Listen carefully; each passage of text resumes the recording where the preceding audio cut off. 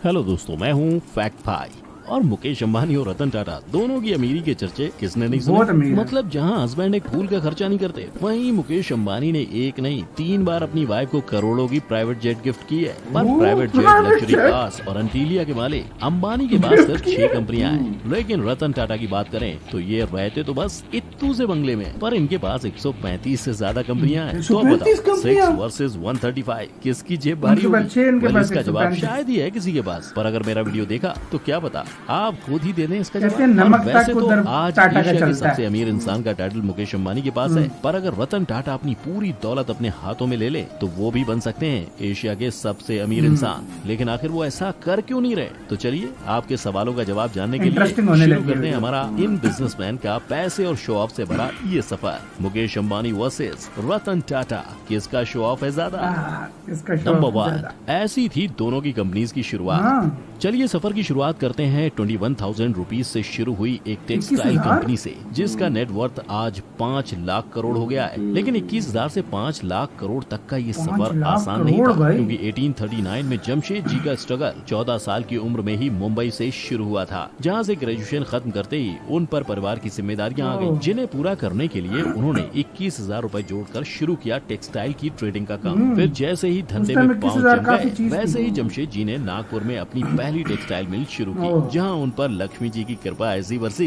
कि उन्हें धंधे में काफी प्रॉफिट हो गया। बस इसी प्रॉफिट को देख उनका मन 3 ऐसे बड़े प्रोजेक्ट को शुरू करने का हुआ, जिसका फायदा सिर्फ उनको ही नहीं बल्कि उनके देश के सभी लोगों को मिल सके। हालांकि इस सपने को पूरा होता देख नहीं पाए थे, लेकिन अपने पिता के ही नक्शे कदम पर चलते हुए जमशेद जी के बेटे दोराब जी टाटा ने अच्छा, पिता उनके के बेटे। आयरन एंड स्टील कंपनी और हाइड्रो इलेक्ट्रिक पावर को स्टैब्लिश कर उनका सपना पूरा ओह। किया, और साथ ही इंडिया में शुरू किया पहला इंडियन इंस्टीट्यूट ऑफ साइंस। लेकिन दोस्तों, इसे वक्त का सितम कह लो नहीं, ये या अलग है। उम्र का एक पड़ाव, जल्द ही इनका भी देहांत हो गया, ओह। जिसके बाद 1938 में टाटा ग्रुप की जिम्मेदारी जहांगीर रतन जी दादा भाई टाटा ने ली, और पुरानी 14 कंपनियों को चलाते हुए उन्होंने टाटा ग्रुप की कंपनीज का आंकड़ा 14 95 कर दिया था। 14 से और इतना ही 95? नहीं, इसके साथ ही जेआरडी टाटा ने इंडिया की पहली एयरलाइन टाटा एयरलाइन की भी शुरुआत की, जिसके बाद उसे गवर्नमेंट ने अपने अंडर लेते हुए उसका नाम एयर इंडिया कर दिया। पर इन सब के बाद 3 पीढ़ियों के नाम और काम को आगे बढ़ाने की जिम्मेदारी मिली रतन नवल टाटा को, जिन्होंने उसे बखूबी निभाते हुए टाटा इंडस्ट्रीज का नाम आज ग्लोबली ऐसा फेमस कर दिया है कि बच्चा बच्चा टाटा के बारे में जानता है और टाटा के साथ काम जरूर करना चाहता है। तभी तो कंपनी का नेटवर्थ आज 5 लाख 5 करोड़ तक लाख जा पहुंचा है। करोड़। और अब बात करते हैं उस इंसान की जिसकी एक गाड़ी की कीमत में नॉर्मल इंसान बंगला बना लेता है। और सिर्फ इतना ही नहीं, इन्होंने बहुत 6 गरीब फ्लोर बंदा की जो बड़ी पार्किंग अपने बड़ी घर में बनवाई है पार्किंग ना, है? उतनी बड़ी बड़ी बिल्डिंग्स में आधे से ज्यादा मुंबई की पॉपुलेशन रहती हैं? है। यहाँ आपका गैस बिल्कुल सही है, मैं बात कर रहा हूँ अंबानी की, जिनके हाथ में कोई सोने का कटोरा नहीं था। और हमारे ही पापा की तरह धीरूभाई अंबानी ने भी कड़ी मेहनत और सैलरी में इन्होंने मिलने वाले काफी की। सिल्वर कॉइन्स को जमा कर करके अपना सिल्वर बिजनेस शुरू कॉइन्स किया था। को? मतलब पैसे जमा होने पर वो विदेश की नौकरी को छोड़कर मुंबई की एक चौल में रहने आ गए। और जैसे तैसे बहुत संघर्ष और मेहनत के बाद धीरूभाई अंबानी ने रिलायंस कमर्शियल कॉर्पोरेशन को शुरू किया, जो मसालों और यार्न्स में ट्रेड करता था। और जैसे ही मसालों और यार्न के धंधे में वो सेट हो गए, वैसे ही उन्होंने विमल नाम से अपने कपड़ों विमल का लिखा है, बिजनेस लिखा भी है। शुरू कर दिया। पर विमल लोगों को लुभाने में फेल हुआ, इसलिए उसको कस्टमर्स का अच्छा तो रिस्पॉन्स अभी नहीं भी मिला, है। जिसके बाद उसके स्टॉक में लोगों से इन्वेस्ट करवाने और उसके स्टॉक को बेचने का काम भी खुद धीरूभाई अंबानी को करना पड़ा। लेकिन अपने आप में ये काफी बड़ी बात है कि जिस टाइम लोग इन्वेस्ट जानते नहीं थे, उस टाइम धीरूभाई अंबानी ने विमल के आईपीओ में लोगों से इन्वेस्ट करवाया था, और ऐसी इन्वेस्टमेंट करवाई थी जिसका फायदा कंपनी और इन्वेस्टर्स दोनों को भरपूर हुआ। और कुछ ही सालों में 70 करोड़ के रेवेन्यू वाले रिलायंस का रेवेन्यू 2002 में 75,000 करोड़ हो गया था। इस रेवेन्यू और बिजनेस में मिल रहे सक्सेस के चलते रिलायंस इंडस्ट्रीज का ये नाम अंबानी Fortune कितना 500 पतला था में भाई? शामिल हुआ था। लेकिन शायद मुकेश धीरूभाई के अंबानी सर। हिस्से में ही इतनी ही सक्सेस थी, इसीलिए तो उसी साल खराब तबीयत की वजह से उनकी डेथ हो गई। और उनकी मौत के बाद उनके पूरे बिजनेस को उनके दोनों बेटे मुकेश और अनिल अंबानी के बीच डिवाइड कर दिया गया। पर दोनों 50-50 भाइयों के बिजनेस का तरीका काफी अलग था, इसीलिए जहां एक भाई कोर्ट में खुद गवाही दे रहा है कि उसकी नेटवर्थ 0 हो गई है, वहीं मुकेश अंबानी का नेटवर्थ $7,930 करोड़ हो गया है। नंबर 2, किसका पैसा है ज्यादा, जिससे होता है उसका फायदा। चलिए अब बात करते हैं इनके आज की यानी कि दोनों के पैसों की, क्योंकि ये सारी लड़ाई उसी की तो है। पर क्या आप जानते हैं 88 मिलियन के नेटवर्थ वाले मुकेश अंबानी रिलायंस रिटेल, रिलायंस पेट्रोलियम और रिलायंस जियो जैसी कई कंपनीज के मालिक हैं, परंतु 135 से ज्यादा कंपनीज की सब्सिडीज होते हुए भी रतन टाटा का नेटवर्थ हमेशा अंबानी से कम रहा है और कभी कागजों पर दिखाई भी नहीं दिया है। पर आखिर क्यों, तो आइए जानते हैं। ये तो हम सभी को पता है कि रिलायंस इंडस्ट्रीज फिलहाल लिमिटेड सेक्टर्स में ही काम कर रही है, लेकिन वहीं टाटा ग्रुप इंडिया के ऑलमोस्ट हर फील्ड में काम कर रहा है, जैसे स्टील, केमिकल, आईटी, ऑटोमोबाइल वगैरह वगैरह। तभी तो सब्सिडरीज कंपनीज की ज्यादा होने की वजह से टाटा ग्रुप का market capital most of the time Reliance group से ज्यादा ही रहता है। फिर भी मुकेश अंबानी का नेटवर्थ आज इंडिया में सबसे ज्यादा कैसे है, यही जानना चाहते हैं ना? तो आपकी क्यूरियोसिटी को खत्म करते हुए मैं बता दूं, मुकेश अंबानी का नेटवर्थ इसलिए ज्यादा है क्योंकि रिलायंस ग्रुप में वो 48% शेयर के मालिक हैं, और जब शेयर ही लगभग आधे उनके नाम है तो जाहिर सी बात है कंपनी का फायदा होने पे आदमी की वैल्यू भी बढ़ती ही है। इसीलिए तो सितंबर 2020 में अंबानी साहब का नेटवर्थ 88 बिलियन डॉलर हो गया था। लेकिन वहीं अगर हम बात करें रतन टाटा की, तो टाटा ग्रुप में वो 1% से भी कम शेयर के मालिक है,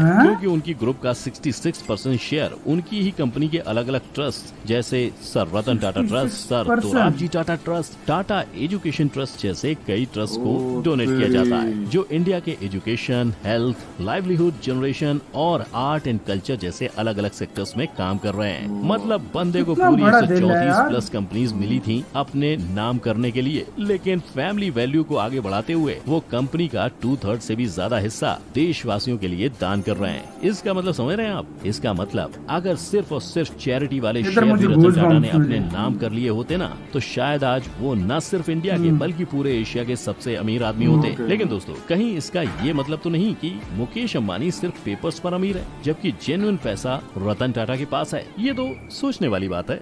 नंबर 3, जैसे खर्चे वैसे चर्चे।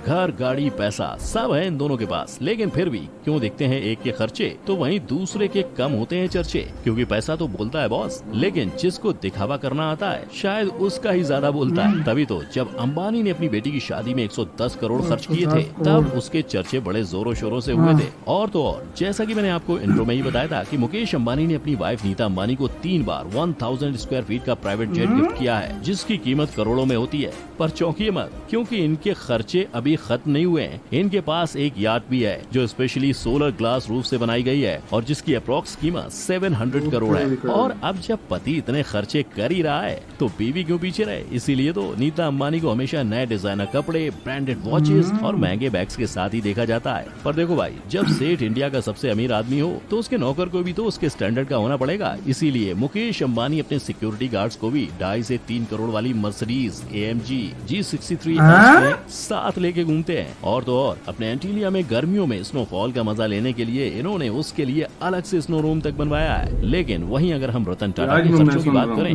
तो उनकी आइडियोलॉजी हमेशा से सिंपल लिविंग की रही है। इसीलिए तो उन्होंने आज तक कोई बड़ा खर्चा नहीं करते हुए अपना घर भी काफी सिंपल और एलिगेंट रखा है। साथ ही अपने पैसों को स्टार्टअप में इन्वेस्ट किया है ताकि उनकी कंट्री और कंट्री के लोग दोनों आगे बढ़ सकें। फिर इसके अलावा टाटा हेल्थ केयर खुद को एक्सपैंड करते हुए अब इंडिया के 25 स्टेट्स और यूनियन टेरिटरीज में फैल गया है। और तो टाटा ग्रुप अपनी कंपनीज की तरह सोशल वर्क के हर फील्ड में अपने पैर पसारने लगी है। फिर चाहे वो वाटर सैनिटेशन हो या स्पोर्ट्स या फिर डिजास्टर मैनेजमेंट, माइग्रेशन या सोशल क्यों ना हो, टाटा ग्रुप लोगों के लिए बिना किसी पब्लिसिटी के काम कर रहा है। उससे तो ये साफ दिख रहा है कि इनकी वैल्यू और एथिक्स इनके लिए कितने इम्पोर्टेंट है। क्योंकि एक बिजनेसमैन जहां अगर एक गुलाब भी खरीद लेता है तो उसकी हवा उड़ने लगती है, मतलब उसकी न्यूज बन जाती है। वहीं दूसरा बिजनेसमैन ऐसा है जिसके पास किसी चीज की कमी नहीं है, लेकिन फिर भी वो सोशल वर्क में इतने आगे पहुंच गए हैं जिसका शायद किसी को पता ही नहीं है। और इसकी वजह है उनका खुद ये सब काम छुप छुप के करना। पर अब आप ही बताइए, इन दोनों बिजनेसमैन ने एक जैसी मेहनत कर अपने आप को, अपनी कंपनी को इतने आगे पहुँचाया, लेकिन फिर भी एक इंसान दुनिया की नजरों से खुद को बचाते हुए सारे काम कर रहा है, तो वहीं दूसरे का छोटे से छोटा खर्चा भी लाइमलाइट में आ जाता है। तो क्या ऐसे में अपने खर्चे का चर्चा करना वाकई में जरूरी है? क्या लगता है आपको? कमेंट बॉक्स में जरूर बताना। इसके साथ ही अगर आपको हमारी आज की ये वीडियो अच्छी लगी हो तो लाइक और शेयर करना मत भूलना, और साथ ही ऐसे कई नए पुराने चर्चे के बारे में ज्ञान अर्जित करते रहने के लिए हमारे चैनल को भी सब्सक्राइब कर लेना। साथ ही हमारी कोई भी अपडेट आपसे मिस ना हो, इसलिए बेल आइकन को भी हिट करना याद से। फिर मिलेंगे किसी नए मुद्दे और चर्चे के साथ। जय हिंद।